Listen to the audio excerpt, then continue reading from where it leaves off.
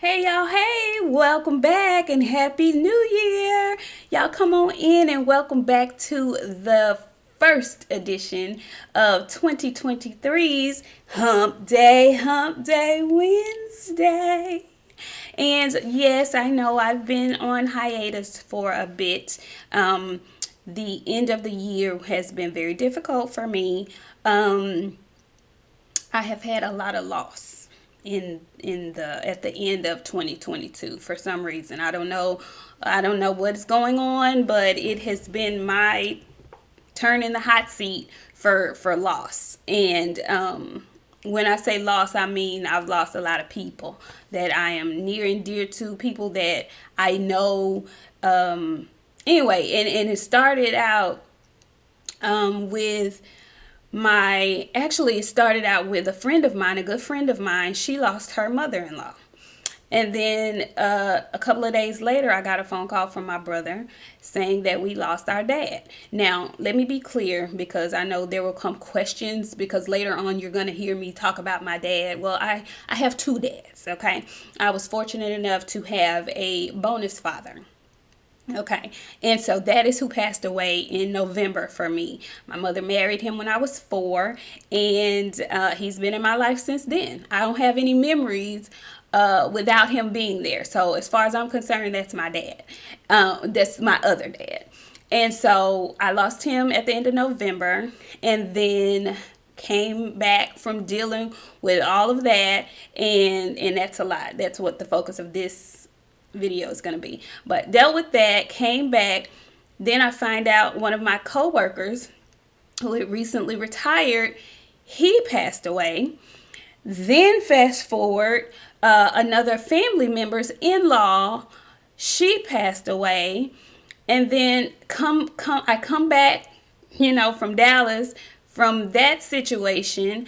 And I think the most surprising loss was my dear friend here in Houston. Healthy guy, just had a surgery and had complications from surgery. So within a 2-month span, there's been a lot of loss going on around me. And so it led me to think and ponder and just want to share with you guys some things that I've learned along this process.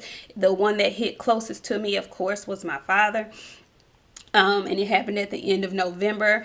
And so that was my first time dealing with actually being hands-on in the planning of a homegoing service, a funeral service, whatever you deem it, a celebration of life, or however you want to term it. That was my first time having to deal with it hands-on and to be completely involved with it. And let me just say this.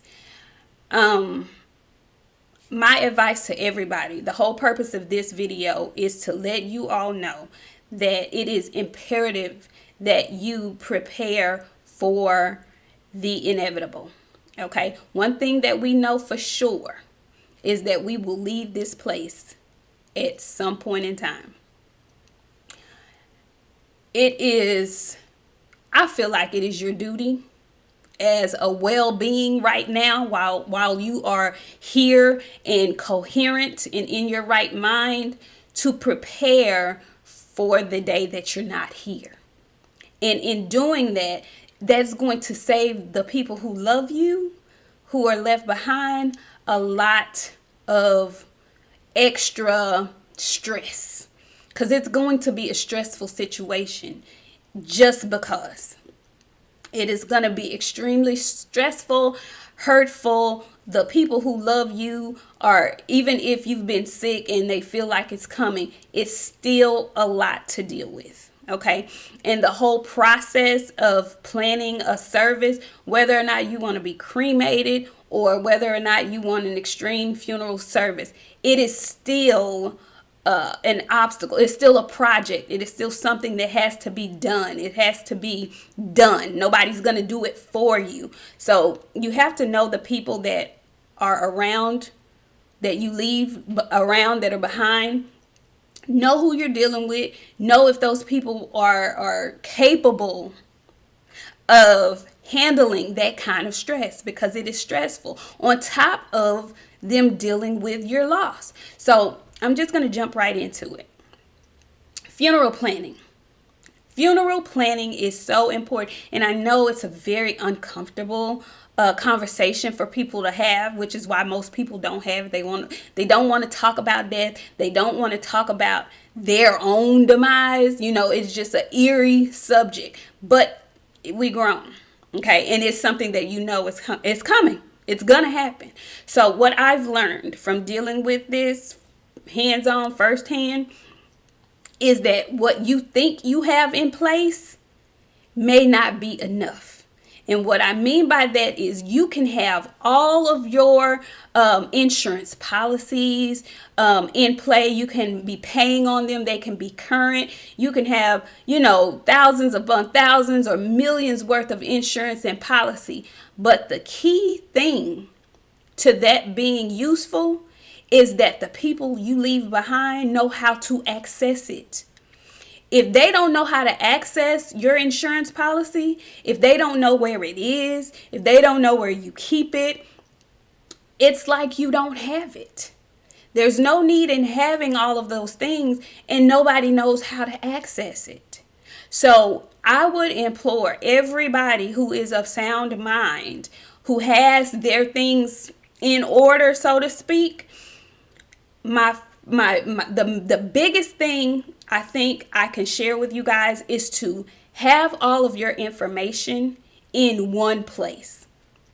Have your insurance information, your password information, because most people do their business online now. So you're going to have a username and a password. This is for your insurance information. This is for your bank account information. This is for your cell phone information, because when you're gone, nobody's going to know what your password is to open your phone. Nobody's going to know what your PIN number is to access your account, just in case they need those funds to put you away. Nobody's going to know that because you're going to be gone. Put those things in one place, and you have to trust at least somebody to know where to get the information. You have to trust and tell at least somebody where to find your important information. Okay, so that is my first tip. That's my first tip. Have all of your information in one place for one trusted somebody to find in the event that you should pass. Okay, that is passwords, that's usernames, that's for insurance, that's for banking information, that's for cell phone information, anything that's pertinent information that your people that are left behind may need to know. My second tip is that most people assume that life insurance is going to cover the cost of the funeral service. And most times it will. But what I learned is that's probably a lot of the reason why we get so many people that have funerals way after they pass. Like, I know, I don't mean to be rude, but my folks are notorious for holding folks out for 2 weeks and 3 weeks. And, we waiting on such to get here. And a lot of the time, that's not always the case. They're not always waiting for a family to get to the destination.